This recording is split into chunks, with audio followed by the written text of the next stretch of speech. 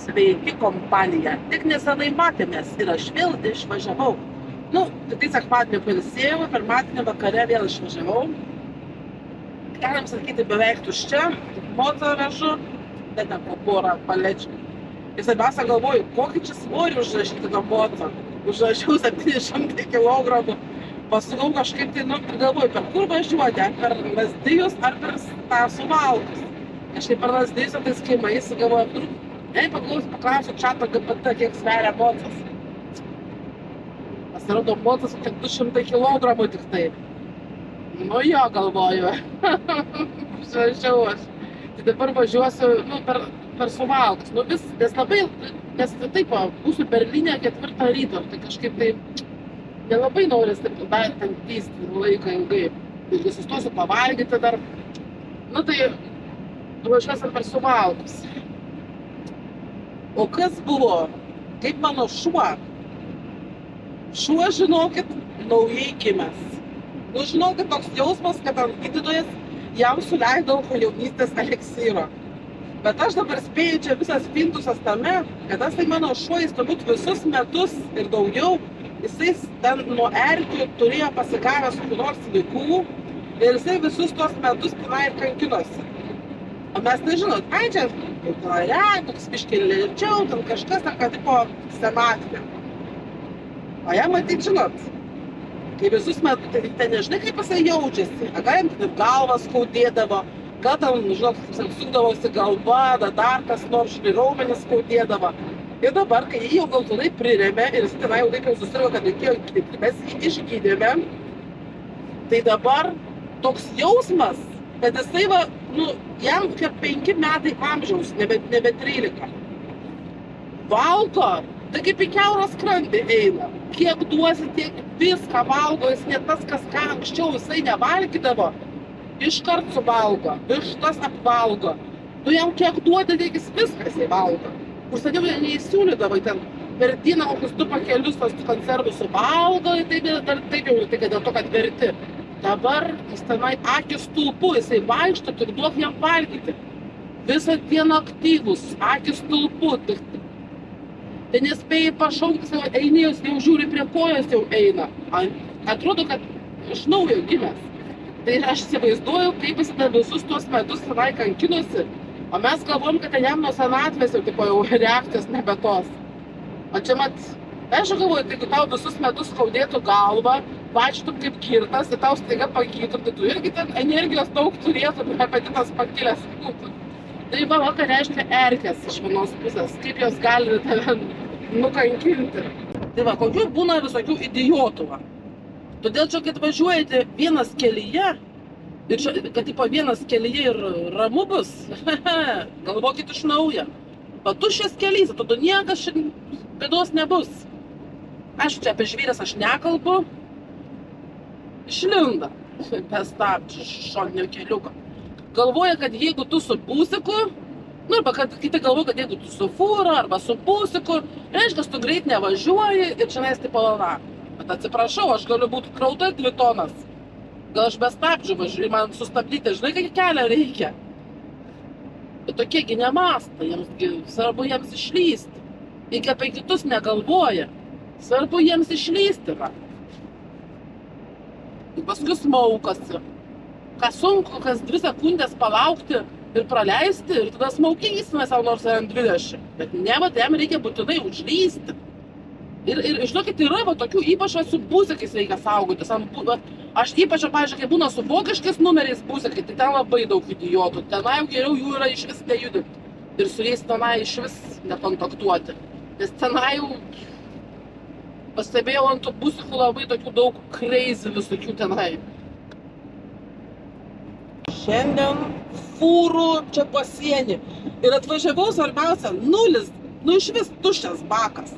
Ir niekur degalinė nėra kuro, viską išsiurbusios fūros. Vienoj degaliniai, tai vieninteliai tam kolonkiai radau tik tai.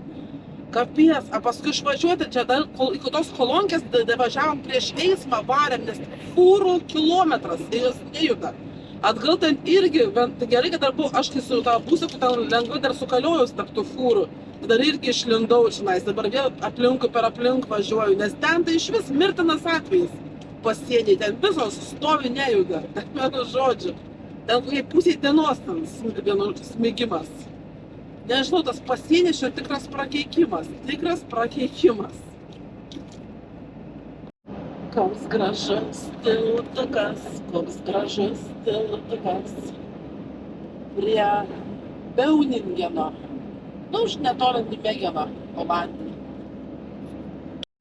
Duet vakuosa.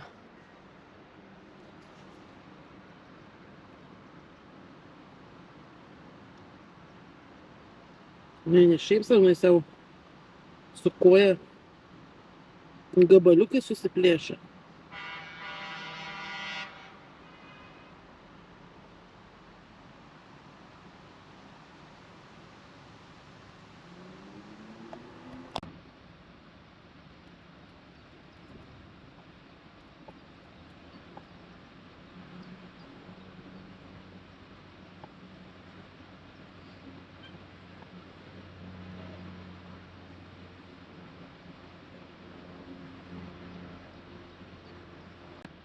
Atsiplėšė su koja gabaliuką.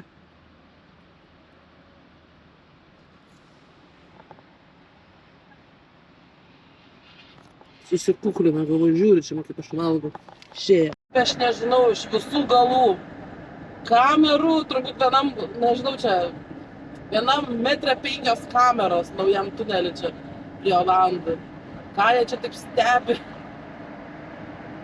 Šakės. Kažkoks naujas tunelis, net navigacija nerodo, tai Google'as rodo. Rotterdamo tiltukas. Rotterdamo tiltas, Rotterdamo. Nu, filmavom, čia kiekvieną reisą važiuoju praktiškai. Ne po vieną kartą dar.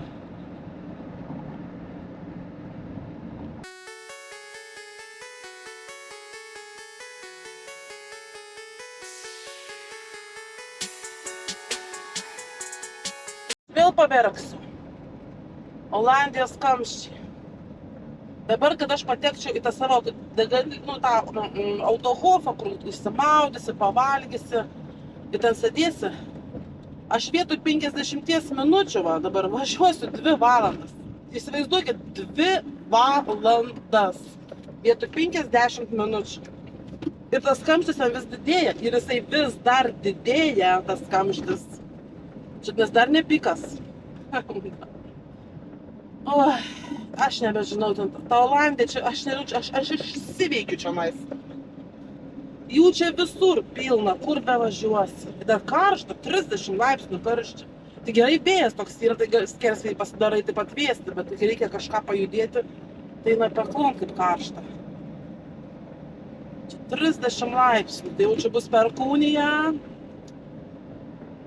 Dar važiuoja, kaip su kiaušiniais, ten ruloną, ir tas rulonas nepririštas, ir nėra prie ko jo, ir jis nėra, ir niekur nėra jo pritvirtinta, kad kaip, kad jis nesistumdytų. O tie kalneliai yra patys baisiausi mano tam rulonui. Nes jis atšoksta, ir tada nuo laikiklių nusijama, ir tada jis gali pradėti tenai važinėti. Ir priekį dar laisvos vietos biškį ten yra, gali pasistumti, vienu žodžiu. Negaliu nei startuoti staigiai, nei staigiai stabdyti, nei staigiai sukti negaliu. Visur pavojinga. Tai važiuoju kaip su kiaušiniais. Bet bent jau žinai, kad išsimaudysi, pavalgysi, nors tie gerai, nors tokia paguoda. Nes taip tai šakės.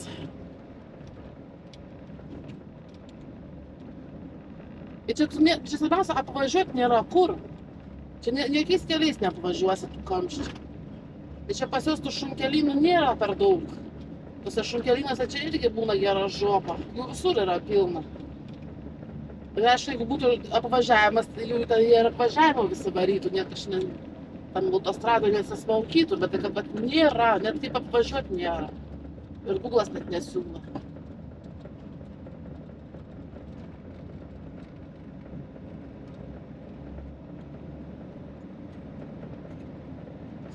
Dabar tikėk mašiną nors miegosi gerai, nes Vokietijai naktį nevažiuosiu.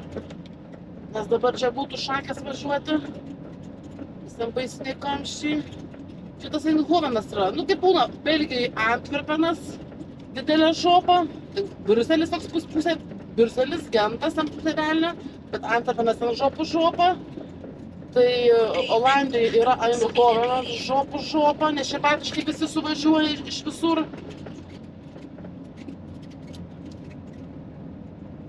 Vokiečiuose, nu tai tenai Hanoveriai visokie, Osnabriukai irgi.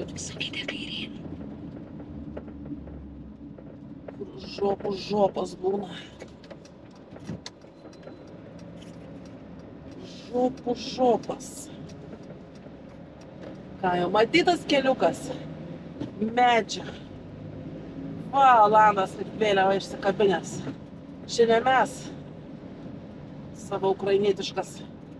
Visus mylim, tik ne save. Visus mylim, tik ne save.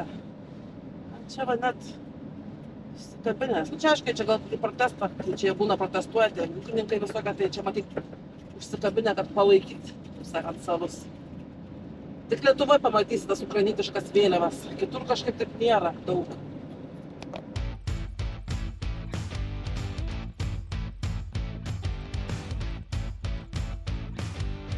9 valandas. Jau 27 laipsniai karščio. Stovi lauke, tu nieko nedarai, jau tau stovint prakaitas muša. Nė debesėlė, nu čia bus šiandien. Ačiū Dievui, kad jau vis tiek į namų pusę bent jau. O ne visą dieną kažką krauti. Bet ir tada tam reikės kažką krauti. Nu vienu žodžiu, eina peklam. Ne, jau geriau žinokit, kai vėsu. Dabar lėtai važiuoja, nes reikia pasižiūrėti, kas ant švyturėlės švyturiuoja. Čia aišku. Visiems pasižiūrėti reikia. Visiems pasižiūrėti. Oi, Jėzus. Čia blogą žmogų pasidarė. Kas čia?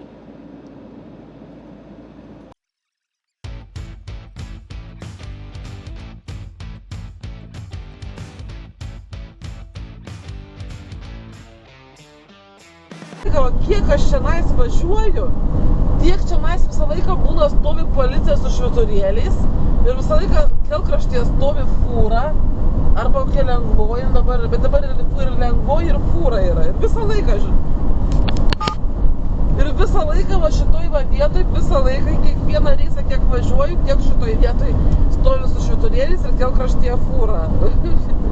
Bet aišku, kita diena pati, bet tai kažkokia anomalinė zona. Nu, sveika kompanija. Savo reise nieko nefilmavau, nes nieko įdomaus nebuvo, absoliučiai. Bet kaip jūs galvojate, aš turbūt vis tiek su be nuotykių neapsieinu. Jau aš kai gavau mašiną, jau 3 savaitės po poilsio, kai gavau mašiną, pirmą savaitę man kažkas buvo įtartino, kad labai smirdėjo ten toj mašinai. Kad dyzelio tokių, nu tokius nežinau. Nors kitkas viskas gerai buvo.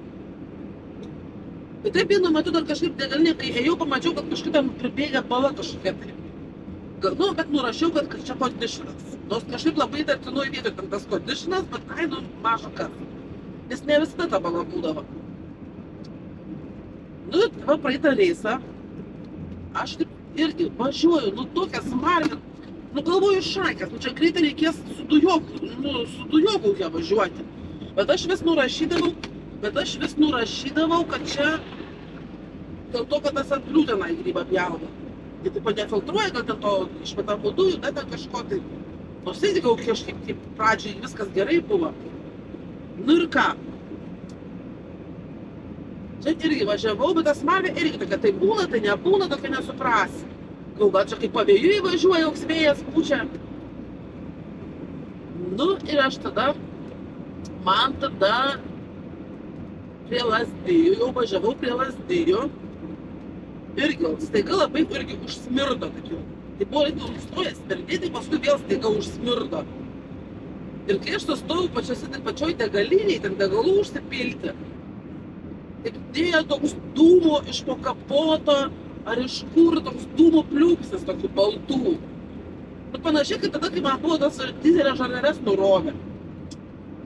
tokia smarvė, bet iš pradžio nežinai, ten ar iš po kapoto, ar ten gal iš po to duslintuvo, nors to duslintuvo gyvenime niekada nemačiau, kad dūmai rūktų. Nu, galvoju, šakės, čia jau parėjo kažkas tai. Ir paskui baisu ir užsivesti, bet nieko, paskui užsivedžiau, nevažiavau iki namų, iki bazės, viskas niekur nieko, viskas normaliai. Nu, tai vienu žodžiu, reitas nuplaukė, nes išvarė į servisą, ten matyt, sako, kažkaip gofrą trūkusi ir matyt leidžia, gal kokie ten, nežinau, tai gal ten tai leidžia, tai neleidžia, tai nesupras. Nu, žodžiu, neaišku, kas ten. Tai tvarkis, žinai, ten matyt, tai ir buvo ten trūkusi ir aš tai važinėjau ir man dėl to ir smerdėdavo. Dabar gal ten kaip sustojau, tai dūmai į saviausią, sako, kitą dieną, kai ta mašina pastovėjo taip vis per naktį, kitą dieną, kai reikėjo vežti tą servisą, tą mašiną vos užvedė. Nesivedė niekaip, vos užvedė. Tai įsivaizduokit, iš vienos pusės man pasiteisino tas važiavimas non-stopų, nes jeigu aš būčiau kur nors sustojus pamiegoti, tarkime prie kokios lomžos, bet pamiegosiu porą valandų ir būčiau šiek tiek neužsikūrus mašinas ir būtų iš vis labą dieną buvę. Tai gerai, kad aš važiavau taip non-stopų. Kaip sakant, ant to pačias chodo nevažiavo mašiną. Nu, bet sakau, sekas tai sekas. Nu, bet dabar va į Latviją Rygą važiuoju. Tai 2 dienas užtruksiu. Sakė, gali važiuoti reisą, bet jau su tą Buda, žinai, aš jau aš reisų su Buda nevažiuoju. Nu, bet į Latviją išvarė. Nu, nėra kaip nevažiuoti. Bet mašina irgi Mersas, 800 000, dar daugiau negu mano pravažiavęs, bet dar didesnis lavonas negu mano. Aš ir bijau važiuoti, čia šakės. Kažkaip trūkčioje, kažkoks gazas kažkoks neaiškus, nu, vienu žodžiu, šakė šitais nemašina, bijau net važiuoti. A dar žinot, gabaritai kaip visai kiti, vėjas pučia ten į šonus nešioja, garsai kažkokie ten, nu, vienu žodžiu. O ten dar man išsikrauti reikia, kažkur į požeminį garažą važiuoti. Aš jaučiu nevažiuosiu iš tą požeminį garažą, nes juo labiau, kad pas mane dar svoris labai didelis. Tai aš taip pasakiau, kalą paskui tokių lavonų neįkirps, arba iš viso gesminu mašiną, tenai tik kas ten ištrauks iš to požeminio garažo. Sakau, ten kelios dėžutės galės gal atvažiuos iki gatvės man. Iš remonto, kai parėjo. Žinot, kas jam buvo? Nu, žinokit, neįsivaizduojat, kaip man pasisekė, kad aš spėjau grįžti. Ir visa laimė, kad aš važiavau non-stopu, va taip iki pat tikslo. Nes matyti tą mašiną iš inercijos, tai Lazdijose buvo užgesinus, bet tai matyti ten, kai trumpai, tai jie matyti iš inercijos dar ne taip iššilus buvo. Nes jeigu būčiau sustojus miegoti, aš jaučiu būčiau nebeparvažiavusi. O žinot, ką rado servise? Pirma, rado gofrą trūkusią, dėl to man ten taip smirdėdavo. Ir ten tie dūmai iš po kapoto. Ten, vienu žodžiu, gofrą trūkusi kažkokia tai tenai. Nu, matyt, ten kur nors kažkas ten su dizeliu, gal kažkas susiję. Tada,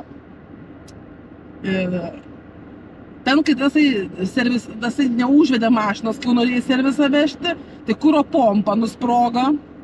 Labą dieną. Ir tada dar jie ten betvarkydami pamatė, kad sako, jums ant ribos, ten sako, buvo jau dienų klausimas, pusašis kažkoks tenai parėjęs. Tai įsivaizduojat, būtų dabar sutvarkėma tą gofrą išvažiavus ir būtų kokios kūros siurblys, tas dar pusašis kažkoks tai sugėdų, kapiec būtų buvę, nu. Bet pasisektų man taip, kad grįžau iki kiemo ir mašina nusprogo, laikytis iki paskutiniųjų. Bet aš dabar dėl to kuro siurblio galvoju, gal čia mes įtaką į Vatovo važinėjimą panuliam. Nes aš kaip tik va šitą reisą, aš labai važiavau, ne visai panuliam, ten aš dažnai būdavo tokį važiuoju. Kai aš tenai iki sienos nevažiavau, bet aš jau važiavau į užsienio pusę. Aš ten jau beveik, nu man ten labai buvo nebedaug likę, gal 60 km tik nuvažiuoti, man ten neberodė nieką. Dar aš atvažiavau, ten to kuro beveik nebuvo. Ir matyti tenai, nu, sako, nesveika taip visai nulio važinėti, kadangi tam kuro siurbliai blogai. Ir gal jis tenai va dėl to, kur nors netyčia pasiurbė sausai, arba gal kur nors purvą prisiurbė ir matyti parėję su laiku. Nors aišku, nors aš tam dažnai taip važinėdavau, nieko nebūdavo. Čia gal iš vienos pusės ir senatvė, kaip sakant, atėjo laikas, nes dabar sakau, kai tik pasiekė iki 500 000, su Mersu problemų jokių. Atrodo ideali mašina. Nu, maksimum problema tie atbrių visokie ten tie filtrai visokie tenai. Kad trauka dingsa, bet ten dažniausiai tie visokie davikliai ir filtrai. Bet tik tai baigėsi garantinis, nuo pirmos dienos prasidėjo bėdos. Tai generatorius, tai tasais kremulys generatorius. Dabar tai pusašis, tai virš byra po biškį, o taip, nu, bet iš vienos pusės apskaičiuota. Tai vienu žodžiu, bet tai pasisek, ten per plauką tiesiog, aš tai mane išgelbėjo tas, kad aš važiavau da pabiednavą. Tai vienu žodžiu, va, kai reiškia, kai tavo mašinytė tavęs ir klauso. Natūralios gamtos oazė, drugeliai, nešienaujama, vabalų kažkoks aviliukas. Latvija. Kaip sumastė mieste. Tilto statyba. Gruodžio mėnesį rašo, kad pabaigs. Nu, reikia tikėtis. Čia vos ne 10 minučių prie vieno šviesoforo.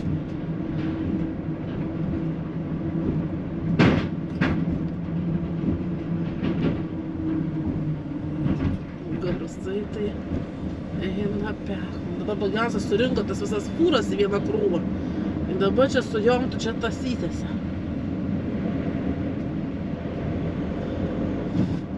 Taip, kuras Latvijoje. Euras kem 9. Praktiškai toks pat kaip Lietuvoje, nieko nesiskiria. Jeigu ir pigiau, tai koks 1 centų tik tai. Neapsimoka, vienu žodžiu, jau Latvijai piltis, man do Estijai būna pigesnis. Bent jau seniau būdavo Estijai pigiau. Nu ką, aš Estijoje antrą dieną jau. Dabar važiuoju link Latvijos. Tai aišku, kaip visada suras paletę. Ir knisėsi toj Latvijai kamščias. Tenai bjauriau biškį negu Estijas, ir daugiau liaudies. Ir daugiau šopinių taškų. Tai šitą važiuoju pasikrovus mocą su lopšeliu. Ten irgi turėjo lafetą ieškoti, kad jį įkrauti, nes kitaip be šansų, nu vienu žodžiu. Ir geriausia buvo irgi, va, toks, kaip sakau, aš Latviją, Estiją, tokius nelabai mėgstu, ir Lietuvą. Nu, dar visa logistika tokia irgi yra posovietinės dar mentalitetas. Atvažiuoju į pakrovimą. Nu, pasakiau, ateinu, sakau, tenai va ten ir ten, tokiai įmonėje, į tokią šalį, pasikrauti vieną paletę. Tas krovės, kas nugalvo, tai ką man dabar, kas toliau, pasikrauti, atvažiavau viskas. Bet gerai, matyti, ten paskui jau pats kažkaip tai atsičiūkino, pakrovė tenai tą, bet galvoju, įdomus, kas, tai aš jau pasakiau, kur krauti, kad noriu pasikrauti, taip toliau ir panašiai, tai ką tu tenai, ką man toliau sakyti, aš neturiu ką toliau sakyti. Nu, vienu žodžiu, tai kad tarybinis dar, kaip sakant, logistika. Įdomi tokia.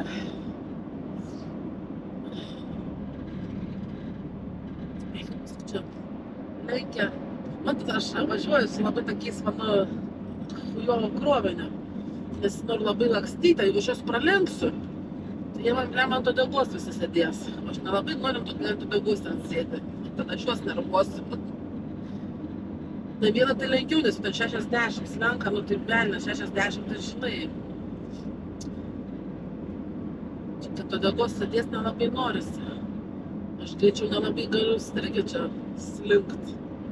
Į mocą vežais, žinot, 2 diržai tik tai. Tai tokie, žinai, pritvirtinimai tokie nekokie, tai jeigu rautų stiprinti, visą tą man nurautų tą tvirtinimą. Nu, tai vienu žodžiu, ne mano mašina.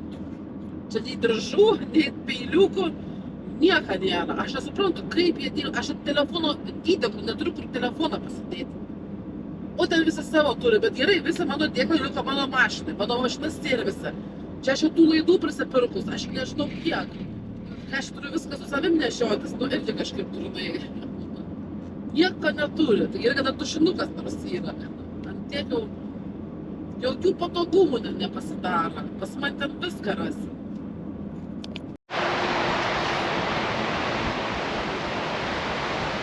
Važiuoju į jūrą, Baltijos jūrą. Dabar eisim žiūrėti, kas mano mašinai.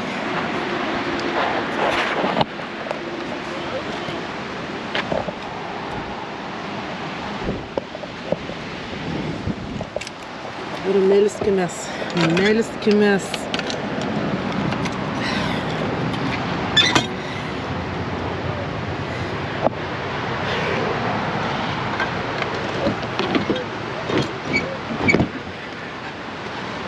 Bijau pasižiūrėti. Nu, lyg tai stovi, bet kažkas ten man nepatinka, įsitvarkyti. Jis nutrūko ir man jisai važinėja po visą saloną.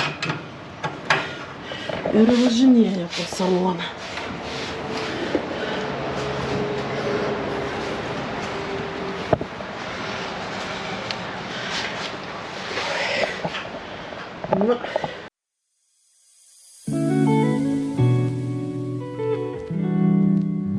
Iš pradžio važiavau į Latvijos pusę ir taip važiuoju ir priekiai kemperis važiuoja ir taip važiuoja ir žmogus, jis taip žiūri į mane ir jis ranką taip, nu kaip būna, kai sveikinasi, taip ranką pakelia. Nu, Dievas žino, galvoju, gal jam pasirodo, kad aš su kemperiu važiuoju. Nu, čia dar nieko. Dabar važiuoju aš jau į Lietuvos pusę. Nu, irgi čia taip maždaug, taip jau Lietuvoje, bet jau į Lietuvos pusę. Vėl važiuoju su kemperiu. Ir aš taip šitai, nu taip vis tiek taip kartais pasižiūri, koks ten vairuotojas. Ir šitaip važiuoju, žiūriu. Ir aš vėl matau, kaip vėl mane sveikina, taip ranką pakėlęs. Bet kiti svarbiausia taip ne. Kiti su kemperis taip ne, bet kažkuris, nu, nesuprantu bairių. Ar gal jam pasirodo, kad aš su kemperiu važiuoju, nu, bet tai matos, kad čia ne kemperis. Taip ir nesupratau, kas per bairis. Gal ten tas pats dar. Ir tai net nepatogu, galvoju, jeigu jis taip sveikinas, o aš tai Dievą, bet aš nesuprantu, ko jis ten tą ranką kelia ir sveikinasi. Ne, bet čia tai geras prikolas. Sakyčiau, vieną kartą taip sutapimas. Bet čia antrą kartą jau, ir tai į kitą pusę važiuojant. Geras. Būtų bairis, jeigu ten tas pats. Visą laiką, ir Šuminskaitė visą laiką punktuali. Nu, žinau, kad aš visada visur suspėju. Aišku, dažnai ir pasiseka. Kaip ir dabar, va.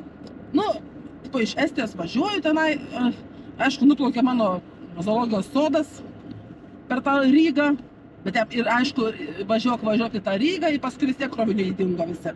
Nu, bet, sako, nu, gal nebus važiuok iki Kauno. Nu, tai aš galvoju, kad tenai. Paskui davažiuosi, ten bus kamščiai, ten dar prie jūros labai ten toks vaizdelis geras, galvoju, sustosiu, tada bus video. Sustoju, ten ir stoviu, galvoju, pastovėsiu iki 8, paskui važiuosiu. Jau atėjo, tai pastovėjau valandą, ar pusantros. 4 valandą gaunu žinutę, tipo, važiuok į Rygą pasikrauti ant kažkas kelias dėžutės. Dirba iki 6. Nu, tu blemba, galvoju, atrado. Pasižiūriu, būsiu 17:46, bet be kamščių dar. Tai jau čia stovėjai, tai aš galvoju, jeigu aš būčiau nestovėjai, aš iš vis būčiau už Rygos kažkur taip nuvažiavusi. Nu, gerai. Bet jau važiavau aš tenai. Įsiabiausia, dar būčiau tikrai anksčiau atvažiavusi, bet atvažiuoju ten, kur navigacija rodo, ten pasukti negali, draudžiama dviguba juosta, vėl aplinkui ten kamštis. Ten kitur privažiuoju, vėl draudžiama pasukti, vėl aplinkui ten vėl kamštis. Paskui tokių šunkelių važiavau, ten turbūt Užsienį tokių šunkelių nerasi, toks grindinys ir dar visas išmaltas, ir dar žvyrkelis, tai įsivaizduoju, koks ten efektas.